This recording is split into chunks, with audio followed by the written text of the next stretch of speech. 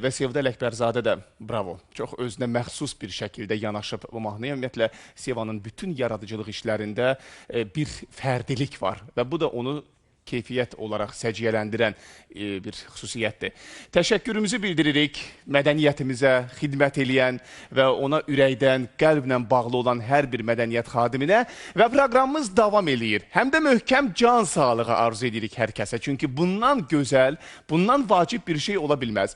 Stimul Hospital bilirsiniz ki, bizim verilişimizin sponsorudur və Stimul Hospital-la bağlı biz məlumatlar təqdim eləyirik, xidmətlərindən danışırıq, amma həftənin müəyyən günləri qonaqlarımız da olur və onların da bu hospitalla bağlı, orada müxtəlif, deyək ki, o avadanlıqlardır, fəaliyyətidir, hər həkim öz sahəsi ətrafında nələrsə bir şeylər məlumat verir, maarifləndiririk, çalışırıq ki, sağlamlığınızın keşiyində azacıq olsa biz də dayanaq və bugün də Stimul Hospitaldan bizim 2 qonağımız var. Bu həkim oftalmoloq Lalə Mikiyevadır, salamlayıram Lalə xanımı və həkim azonoterapevt Günel Bayramova. Sizi də salamlayıram, xoş gəlmişsiniz hər ikiniz. Necəsiz? Can sağlığı mən tamaşaçılara arzu edirəm, amma həkimlərə də lazımdır can sağlığı. Çünki siz də birbaşa xəstələrin canının sağlamlığı ilə təbii ki, məşğul olan insanlarsınız. Lalə xanım, başlayaq sizdən. Bir stimul klinikası haqqında ümumi məlumat təqdim eləyəkmi tamaşaçılarımıza? Əvvəla hər kəsi salamlayıram. Stimul Hospitalın rəhbərliyi və kollektivi adından bizə bu şəraiti yaratdığına görə İctimai Televiziyaya öz təşəkkürümüzü bildiririk. Çox sağ olun. Stimul Hospital 2015-ci ilin iyun ayından beynəlxalq standartlara uyğun xidmət göstərərək fəaliyyətə başlamışdır. Klinikamız həqiqətən müasir, yüksək avadanlıqlarla təchiz olunmuşdur, beynəlxalq sertifikatlar almış avadanlıqlarla. Stimul Hospitalda yüksək peşəkar, təcrübəli və xaricdə ixtisaslaşmış həkimlər fəaliyyət göstərir. Və bu avadanlıqların müasir olması, həkimlərin təcrübəli olması xəstələrə düzgün diaqnoz qoymağa və düzgün müalicə aparmağa imkan yaradır. Klinikamızda ümumiyyətlə poliklinika, cərrahiyyə, stasionar və 24 saat fəaliyyət göstərən təcili yardım şöbələri var. Zaman-zaman da klinikamızda aksiyalar keçirilir. Bu aksiyalarda xəstələr pulsuz müayinələrdən, pulsuz müalicələrdən yararlana bilirlər, hətta pulsuz əməliyyatlar da keçə bilirlər. Aksiyalar olmadığı vaxtda belə, yəni imkansız xəstələrə hər zaman güzəştlər olunur. Belə də baxanda qiymətlər də çox münasibdir bizim klinikamızda. Əsas məsələ budur. İnsanları bu maraqlandırır və biz hər nə qədər danışsaq da, birinci onların bu dəqiqə ekranın o tayında soruşduqları sual odur ki, qiymətlərdən danışın. Necədir qiymətlər, münasibdirmi? Bax, bu sualı da elə ünvanlayın. O barədə deyə bilər ki, çox uyğun qiymətlərdir. Klinikamızda gülərüz personalı, yəni çox təcrübəli həkimləri hər zaman xalqımızın xidmətindədirlər. Çox yaxşı. Lalə xanım, təşəkkür edirəm. Mən biraz sonra bu göz xəstəlikləri ilə bağlı da sizə bir neçə sual ünvanlayacağam. İstəyirəm bir Günel xanımla da söhbət eləyək. Həkim azonoterapevt. Mən belə elan elədim, yəni işi, peşəsi Günel xanımın bundan ibarətdir. Bu azonoterapiya nədir Günel xanım? Birinci bu barədə biraz məlumat verək və hansı müalicəvi təsirləri var ümumiyyətlə bu azonoterapiyanın? Buyurun. Mən də hər kəsi salamlayıram. Azonoterapiya azon qazı ilə ən təbii müalicə üsulu sayılır.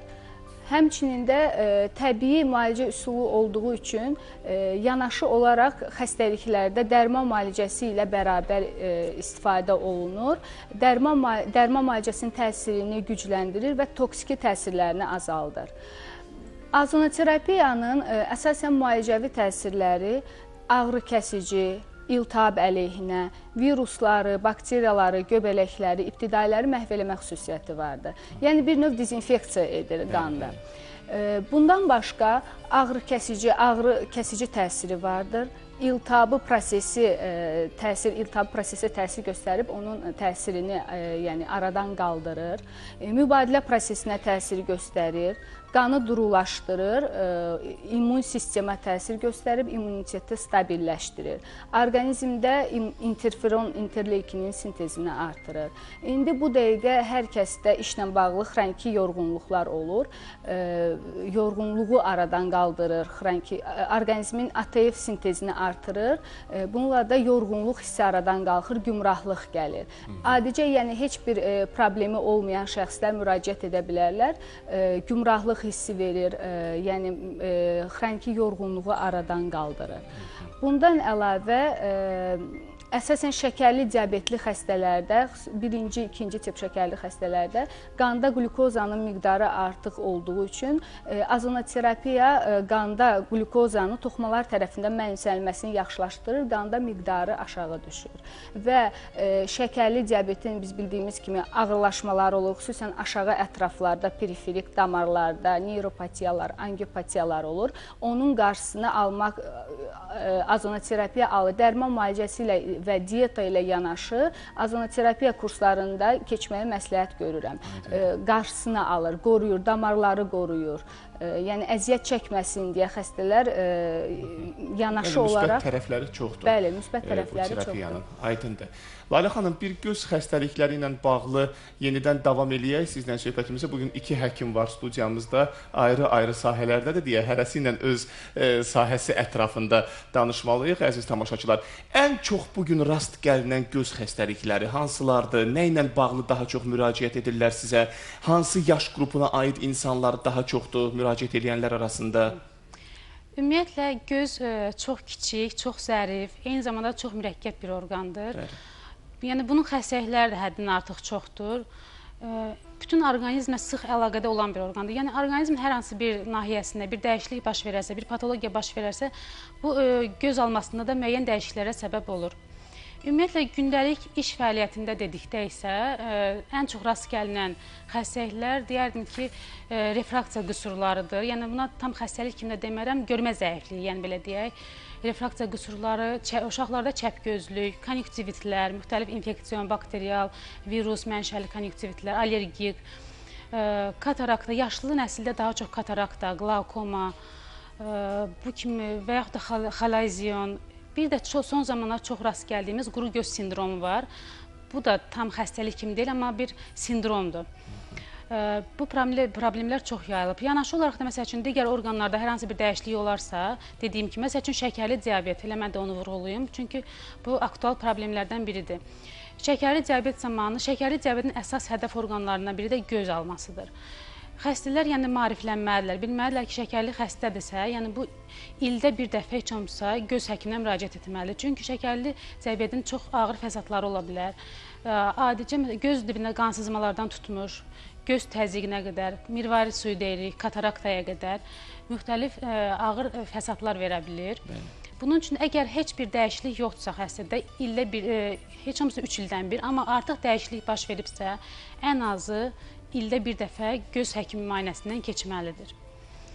Yerdə qalan o problemlər də artıq həll olunan problemlərdir. Bu kompüterlə bugün hamımız bağlıyıq, telefonlar, bunların da təsiri var da gözə, düzdürmü? Yəni son zamanlar ümumiyyətlə mən belə deyim ki, görmə zəifliyi çox artıb. Yəni məktəb uşaqlarını müayinə etdikdə birini müayinə edirik, görürük ki, arxasınca növbəti sinif yoldaşı gəldi, növbəti məktəb yoldaşı gəldi. Artıq baxırıq ki, bir sinifin yarısında görmə zəifliyi var. Bu da əslində bütün xəstəliklərin kökündə genetik faktor durur. Lakin bu artıq genetik faktoru keçibdir. Burada texnologiyanın inkişafını da nəzərə almalıyıq. Uşaqlar, yəni göz almasını deyirik, amma görürsünüzmü, bir tərəfdən inkişaf edən texnologiya, digər buna qarşı tərəfdən da bizə çıxa də bilmərik. özünü Texnologiya deyəndə, yəni burada telefonlardır, planşetlərdir, kompüterdir, televizordur. Sadəcə olaraq onu deyə bilərəm ki, uşağın ən çox inkişaf elədiyi dövrdə, göz almasını formalaşdığı dövrdə valideynlər çalışdığı qədər bu texnologiyadan biraz uzaq tutsunlar uşağı. Yəni bu telefonla çox oynamasın uşaq, kompüterin qabağına çox əyləşməsin. Bu artıq problemlərə səbəb ola bilir. Aydındır. Mən təşəkkür edirəm sizə. Bu gözəl bir çağırışda bir daha müraciət edirik. Bəzən valideynlər öz işini rahat eləmək üçün planşeti verirlər uşağa ki, oyna 4 saat, 5 saat, xəbərləri yoxdur. Biraz diqqətli olmaq lazımdır. Çünki övlad sizin övladınızdır və sabah xəstəliyi filan Allah eləməsin olanda əziyyətə düşən siz olursunuz. Biz Günel xanımla yenidən söhbətimizi davam eləyək bu azonoterapiya ilə bağlı. Günel xanım, bu azonoterapiyanın deməli xəstəliklərdə, hansı xəstəliklərdə göstəricidir? Sualı daha dəqiq olar belə qoysam. Və hansı xəstəliklərdə əks göstəricidir? Bax, bu iki paraleli zəhmət olmasa təqdim edin bizə. Dediyim kimi, bayaq qeyd ediyim kimi şəkərli diabetlərdə, birinci, ikinci tip şəkərli diabetlərdə göstərişdir. Həm ağırlaşmalarının qarşısını alır, həm də müəyyən miqdar dərman müalicəsi ilə yanaşı şəkərin qanda miqdarını azaldır. Xroniki gepatitlər istər infeksion, istər qeyri-infeksion gepatitlərdə istifadə olunur.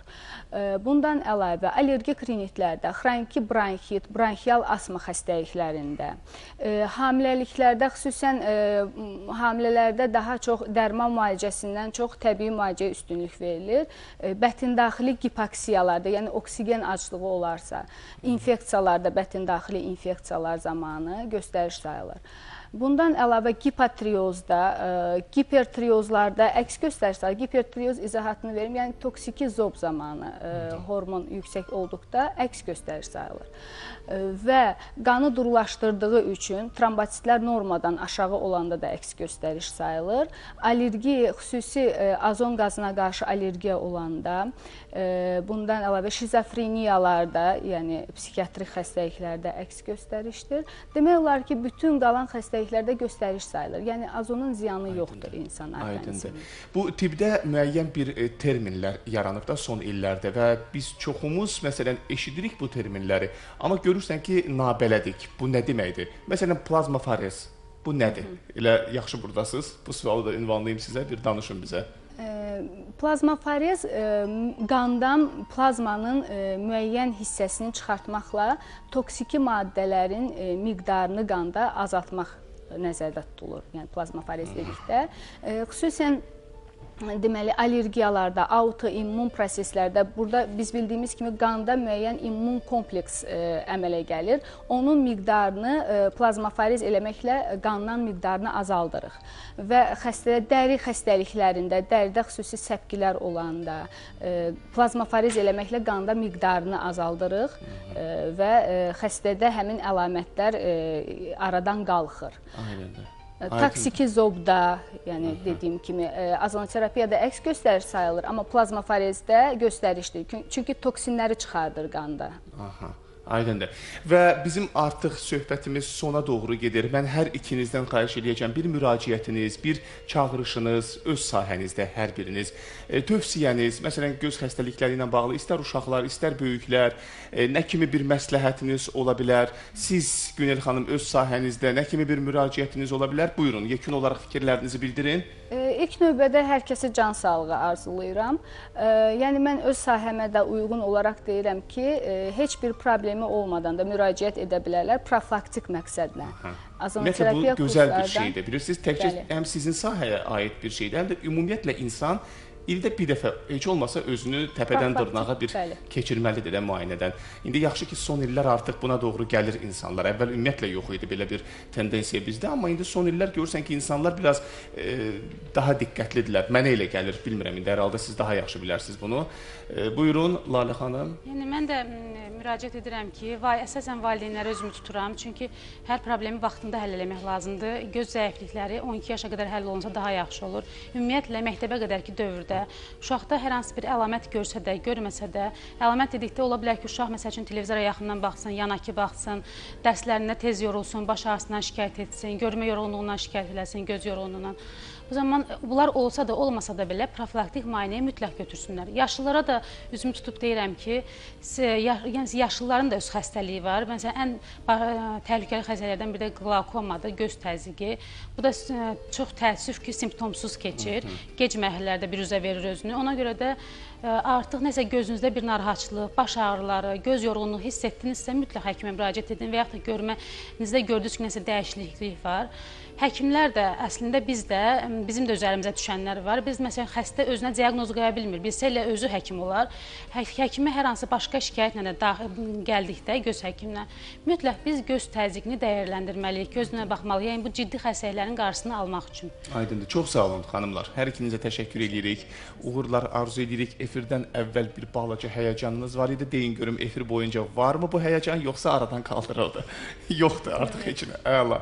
Çox sağ olun. Minnətdaram sizə. Biz can sağlığı arzu edirik hər kəsə. Əziz tamaşaçılar, bu olduqca vacibdir. Ona görə çalışın səhhətinizə etinasız qalmayasınız. Diqqətli olun özünüzə qarşı, sevdiklərinizə qarşı və nə qədər gözəldir Allahın bizə verdiyi ömrü sağlam və gözəl yaşamağa. Allah bunu hər kəsə qismət eləsin.